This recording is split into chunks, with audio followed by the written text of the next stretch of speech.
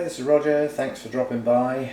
From this morning's video, the three that I put to one side to repot, I'll have a go at filming, but I am going to do them fast, so there won't be a lot of explanations as to what I'm doing. It should be pretty obvious, quite honestly.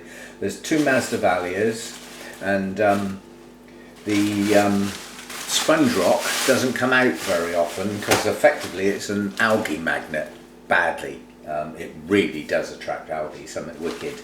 But as you can see, my Masdevallias live inside clay pots. Two reasons. One, it keeps the roots dark, which they like, but it also helps keep them cool, which they like a lot. So the fact that I'm shutting the light out, algae's not a problem. So this is actually good stuff to mix in with sphagnum moss. It helps keep the sphagnum moss from compacting by holding air spaces in places. It also holds water, which is quite good. Masdevallias like a lot. So we have a shed load of sphagnum. I'm going to need a lot because they're going in virtually pure sphagnum. They're probably going to go in smaller pots than they're in, to be determined. So plenty of moss on the soak. My scissors are soaking in Jack Daniels, as you can see. Actually they're not. Soaking in that stuff as usual, rubbing alcohol, but more than one plant, and I used those scissors this morning. I've got my hydrogen peroxide, make sure all my roots are nice and clean and nothing lurking in there that shouldn't be there. And as it's one of those days, that becomes essential. Well, not essential, but nice to have. I presume once it becomes essential, it's time to stop. Pause for thought. I haven't got there yet. Well, I don't think I have. Some may say I have. Okay, so that's what's going on. Let's get some stuff out of pots. Do that first, and then, as usual, I shall sort of separate off and clean up plants and stuff as a separate issue. Okay, so this is a Keiki, as I said. Dendrobium delicatum. Was in bloom when I got it, despite being a single Keiki, and the blooms lasted a nice long time. The fragrance was excessive. Stunning. So I'm looking forward to getting it to do again. That's coming off because it don't look very pretty. No other reason. It doesn't do any harm to leave a dead spike on a plant. Tag to one side. Actually, that's a flippy floppy one with far too much writing on it. We'll get a new one. And we will take great care not to damage our new spike, which is the reason why I'm giving this a go now. I've got a hell of a lot of roots coming through the bottom of the pot. Now they may pull back through, but I doubt it because they've sort of fused together. If I separate them first, they might pull back through the holes in the pots. They're not attached to it. We shall see what happens. However, these roots at the top of the pot are attached. Were attached. Now, are you just going to pull back through? And if I lose a few, yeah, they are. Great. As I say, if I lose a few, it's not the end of the world. Seriously, what the hell was the point of putting one in? That's got to go separate. That doesn't go out under the hedge. Well, that's not bad. I mean, a few bits of bark that, yeah, they are quite attached. They can stay there. This isn't bad bark at all. And hopefully the hydrogen peroxide will kill off that green around the top area, which is probably algae, and some of it is moss. But we'll have, you know, the hydrogen peroxide will deal with that. So I'm not going to worry about taking too much more off. That is a reasonable root system that will sustain that plant until such time as that new growth pushes out its own set of new roots, which it's not doing yet. But because of the type of plant it is, I know it's going to do that soon. So you're in the sink for now. Now you can all have a laugh watching me take a Masdevallia out of a pot that's probably got no roots at all. Right, we'll start with this one. This is a named hybrid. It's Elizabeth Yanza. and I've had it quite a long time, and it suddenly dawned on me it's actually been in the same pot quite a long time. And what do Masdevallias not like? Anything remotely acidic in their pot. These are clean living plants, but that is not a clean living plant. That is an X part of a plant. The rest of it looks like it is a single plant, and it is attached, and it's just showing signs of some new roots in places. These are dead. These have long since gone, so by the time they're pulled off, there's not going to be a lot left. So its hope is the fact that it's pushing out a few new growths, which in turn should trigger roots, and the fact that it's going in some fresh media. See, I've got new growths coming, and new roots should form underneath there, and hopefully replace what is basically virtually no roots at all on this. They're nearly all gone. So it's not a happy Masdevallia, not a happy bunny at all. If putting it in Sphagnum can trigger some new roots, it might make it. If they don't, it won't. Simple as that. I'm going to leave those few bits that are left there, even though they are. So it's not worth getting the scissors out. These are so fragile, these roots, so fine that, you know, a dead root just pulls off. If I keep going, there'll be none left, literally. It's just got 0 decent roots on it. Still, we'll wrap it in Sphagnum and we'll see what happens. But yeah, not a happy bunny, that one. I didn't think it was. And the next one, this is an anomaly, because it shouldn't even be alive. But this one has got serious new roots, just starting to grow. And this is Masdevallia vecchiana. This is not a cool grower. Oh no, no, no, no. This is a cold grower. This comes from high up the slopes in a montane forest. So it doesn't get a lot of light. It's constantly shrouded in mist and fog, and it doesn't get any heat. But it does get air movement, and for this plant, that is vital.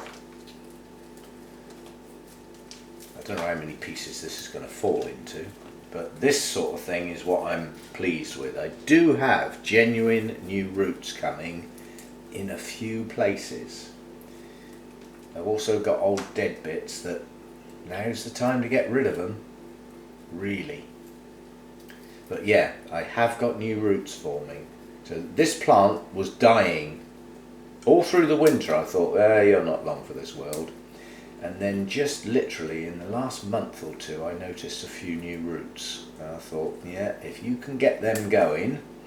And then I had a look at my notes and I thought, yeah, you need to not only get them going, but you need to get them going in something different to what you're in now. Yeah, I'll trim these dead bits off, but whether I do or not won't make any difference to the plant. The point of it is I've got new growths and I've got new roots. That piece will make it. And don't get it muddled up with the other piece, otherwise you'll have two different plants in the same pot. Same here, we've got, see, that's a dead root. That's not, that's viable. So's that. These aren't, these have had it. Very easy to tell on Masdevallias, they just come away in your hand. But again, we have some nice new roots just starting. Now's the time to get them in some nice new media, which is what I'm doing. Not a lot of existing roots, but we've got new growths coming up. Yeah, 2 here, 1 here, and we have new roots. Get that in some nice fresh sphagnum, and I think it will take off. Despite not liking the heat in my place, but it's literally sat right in front of one of those little computer fans that's on 24/7. It's got constant cooling breeze. Plus, you've got the cooling effect of that. I don't understand the science, but when clay gets wet, clay pots get wet, the evaporation of the water out of the clay produces a chill. I don't need to understand how that happens or even why it happens. All I need to know is the fact that it does. The fact that it does helps keep my Masdevallia roots cool. Right, we will have a clean up and a clear up, and then we'll come back. And the reason I'm filming is it did dawn on me I haven't filmed repotting a Masdevallia before. So I thought, well, we'll have a go at one. Okay, be back soon. Welcome back. Let's knock the Dendrobium out first. I'm not worried about the bits of bark that are stuck on there. Effectively the plant's going to grow a new root system. This root system is for now. You know, eventually it will fade, shall we say. This is just going in bark, nothing else. It's not going to be in this pot long. You know, you have to sort of bear that in mind. This is the first new growth of what I hope will be many. And when it gets to the many, if it can do that this year, then it's already going to be starting to outgrow its pot. So it's just going in bark. And the idea being that it's got a perfectly adequate root system to support this plant as it is. And it's about to grow a shed load of new ones. It will need staking, which I will reuse the existing stake. I knew I wouldn't have enough. Guarantee it doesn't matter how much you get out, it's never quite enough. It's strange actually, all the roots are over one side of this Keiki, and the other side is hollow underneath. It's got nothing at all. Okay, I'm not going to poke this down too hard. These roots are reasonably sturdy, they would take it, but there's just no need. It's about to push new roots out. And you know, as I water this, it will settle the media down quite nicely. There's no air pockets in there that I can see, apart from down in the, you know, in the crocking, the chunky bark in the bottom. So that will do it. And I'm making sure that the smaller pieces of bark are near the top of the plant, because that's where the new roots are going to be soon. So that'll give them something to get into, rather than having to burrow their way through big chunky stuff. So yeah, there's a few sticking out the top, and that will do. Now all I got to do is try and get a stake in a place. Well, I know the back of the plant's got no roots at all, so where's the best place to put the stake, do you reckon? Yep, you got it.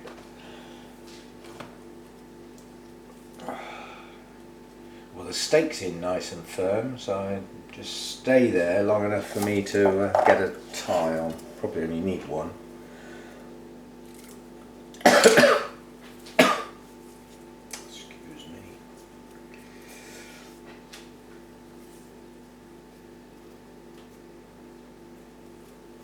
And this doesn't need to be tight, this just needs to be nothing more than supportive.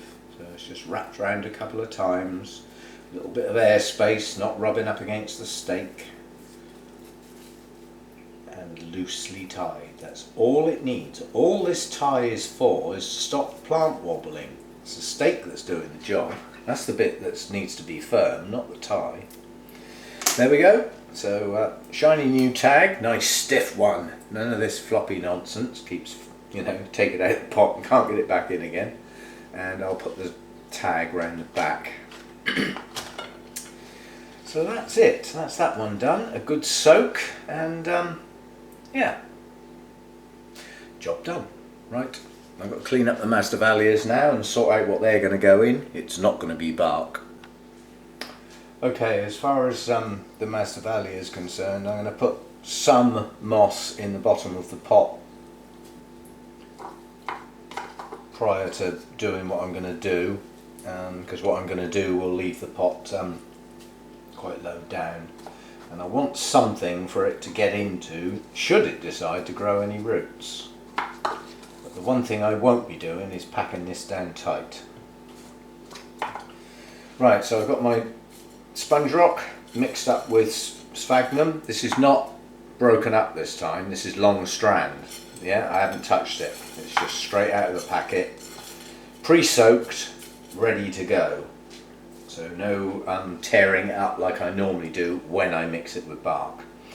And then all I'm going to do is wrap it. I'm just going to wrap the moss around the base of the plant with the sponge rock until I've got a ball. Yeah? And then I'm going to put that in the pot. So I know the roots are nicely wrapped. And then I'm going to poke some more down the sides. And I will press relatively hard down the sides because I really want that edging to be quite firm. It's going to hold the plant still, but again, it's still moss. I don't want a solid ball of sphagnum moss, but I have to accept the fact I'm using moss. Yeah, the moss don't last so long. It hasn't got the properties of the Orchiata bark, so I will expect to have to repot this in the not too distant future. Unknown. I'll keep my eye on the moss, see how it's doing. You know, if it looks like it's starting to compact, which with the aid of the sponge rock in there, it shouldn't do as quickly as it might do otherwise. But that's probably about it as far as the roots are concerned. That's about as firm as I want to go.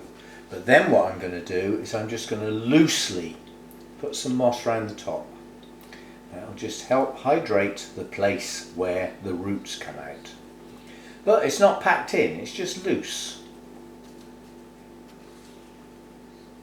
That's nearly a dish full of moss on one plant.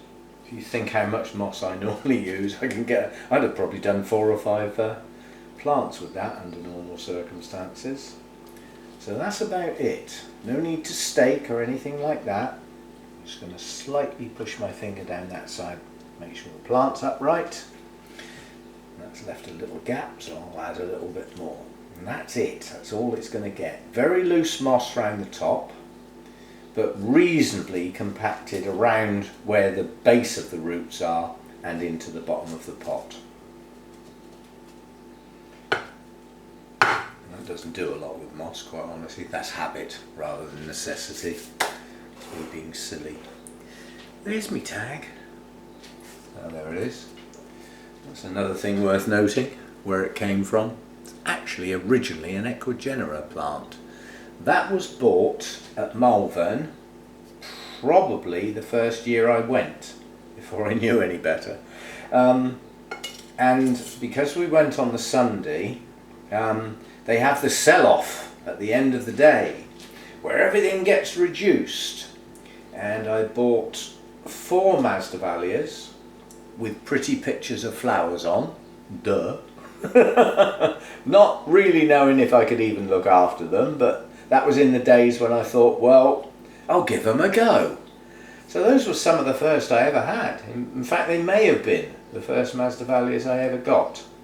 And I didn't know what I was doing, I didn't know anything about them, I didn't know about cool requirements or anything like that. I just thought, well, for a £5 each, I'll give them a go. This is the only one that's left. 2 of them didn't make it a fortnight. They got potted up and promptly died. They had no viable roots and a load of mould inside the pack. Roger was not happy. Put me off the company, but nonetheless I've had at least one good plant from them since, and very recently. So that's it, that's what that's going to get. Okay, let's have a go at the other one. Well, it's actually 2. Okay, before I actually do the stuff with this thing, just see if I can show you what I'm working with here, apart from it being a cold grower. I've got a new growth coming up here and some new roots pushing out in several places, and unbroken leaf, and another new growth here, and another few roots coming out at the other end, so that those leaves will get bundled up so that their plant goes in like that. Yeah, this plant has always grown sideways like that. That's why those new shoots are coming up at what looks like a funny angle. Now I'm going to split the difference and put the plant in that sort of thing, and then these will straighten up as they grow. And it still makes the roots point downwards. That's the good bit. Now this piece is totally different because this is a length of rhizome. Yeah, and I've got a couple of viable roots at this end, no new growths, and then I've got some new growths in the middle, and then up the other end, another one round there. Then up this end I've got several new growths, although they're not very strong, and I have some new roots pushing out in various places.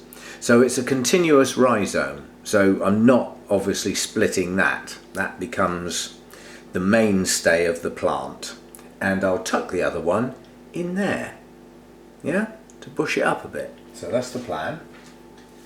And there's a contrived method to my madness. Those two huge leaves on there I don't actually want to remove. Yeah, they're enormous. And by putting that part of the plant there like that, the other leaves on the other rhizome actually hold them upright, so it should stay there. That's the theory. So again, I've put some moss in the bottom of the pot, and all I'm going to do is wrap the plant. So just by laying it down, grab some of the moss from either side and form a wrap. I'm not going to start talking at 90 miles an hour total gibberish, the normal interpretation of wrap, and I do mean gibberish.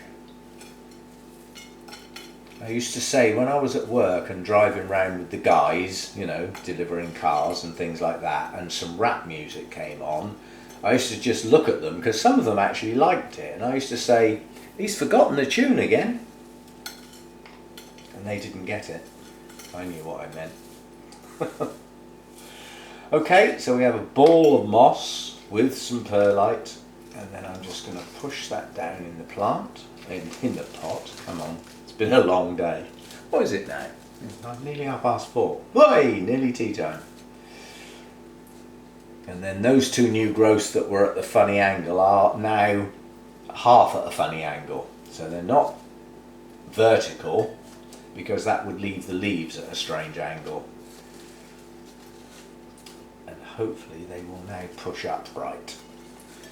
There we go. So the stuff with the perlite in is relatively compacted down the sides. That gives the roots something to grow into. This part of the plant is a little deep, so I'm going to lift it slightly and push the moss down. I don't want the base of the plant actually buried under the moss. It'll be prone to rotting, especially as it's going to stay wet, as they do. Okay, so I've just got a little bit of work to do there, a little bit more moss to go over that part of the plant, because it's a bit exposed where the two plants went together. There's a bit down the middle that didn't get anything, so I'm just going to push that down in there. I've got a couple of exposed roots there, so we'll put some moss down around those very gently. These roots are quite fragile on Masdevallias. They don't take a lot of mucking about without breaking. The idea being that anywhere that a new root decides to come out, it gets straight into moss, but the base of the rhizome can still see the light of day. Just need a little bit more down that side there. This is going to look straggly. It's because it was growing at all different angles. There's nothing I can do. I can't have a nice upright plant until the new growths grow upright. And obviously eventually the older leaves will just give up the ghost and become ex-leaves, and then I'll be left with nice new upright ones. That's my theory. So I still need a little bit more in there. I can still see a hollow where the two plants were had a gap down the middle. I want everywhere where there's a bit of rhizome touching the moss, no gaps. So wherever a little root decides to poke out, it gets straight into the moss. And that's about as good as it gets. And my label, it's not my label, it's somebody else's label actually, but it's not rubbing off, so it'll do. I'm not going to forget what that is, am I? There's nothing else in my grow room looks remotely like that. So Masdevallia vecchiana. If you've got Masdevallias that have got very large flowers that are orange, deep yellows through the oranges into the reds, the chances are it's either got this in it or Ignea. The vecchiana and the Ignea are the two dominant features of many hybrids. The downside, the upside is the colour, grown properly the vigour, and the size of the plant. They're both good sized plants, and they have nice colour to their leaves, and when grown properly they are both wonderful plants, but they are both cool to cold growers, both of them. So they introduce the dark side into the hybrids, the bit with the need to keep them cool. There are Masdevallias that are warm growers. They grow down quite close to the coastline, still in sort of very high humidity and everything and relatively low light levels, but they're warm and not cold. And if you obviously introduce those into the hybridizing process, you make the Masdevallia, the resultant hybrid, a bit more warmth tolerant. So the need for the cold eases off a bit, and they're a lot easier to look after. But half the time with the Masdevallia hybrid, you haven't got a clue what you've got. It just says hybrid. If you're lucky, it says Masdevallia. Okay, thanks for dropping by then. Let's just knock those three out. See you next time. Nearly tea time now.